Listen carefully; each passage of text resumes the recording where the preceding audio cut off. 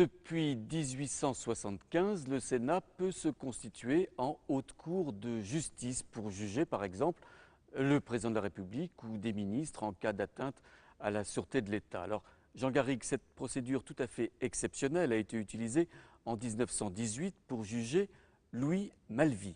Qui était Louis Malvy ?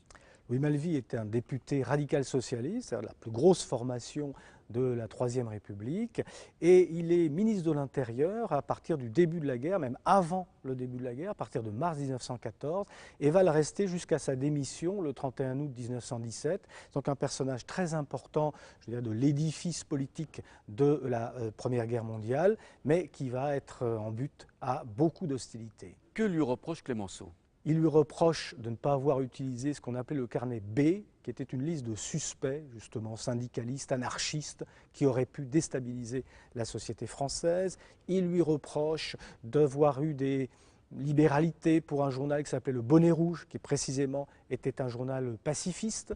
Et alors tout ça culmine lors d'une grande séance du Sénat, le 21 juillet 1917, où il l'attaque pendant de très très longues minutes avec une grande virulence, et qui va conduire d'ailleurs à la démission de Louis Malvy, puis à la chute du gouvernement auquel il appartenait. Donc ça a été un tournant politique, cette attaque, ce discours de Clémenceau contre Malvy en juillet 1917.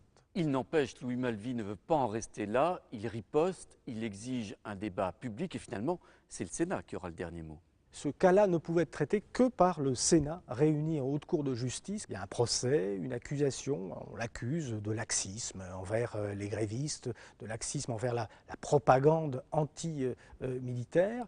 Finalement, il n'est pas condamné pour trahison, mais simplement pour forfaiture, ce qui lui vaut quand même un bannissement pour 5 ans. Il s'exile en Espagne, mais il va revenir. Et donc sa carrière politique n'est pas terminée puisque Louis Malvy revient dans le monde politique. Oui, il est réélu député en 1924 et redeviendra même ministre de l'Intérieur en 1926.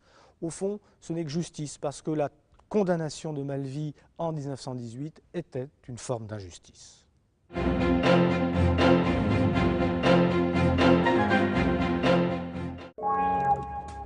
Chaque année à la Pentecôte, la Feria de Nîmes attire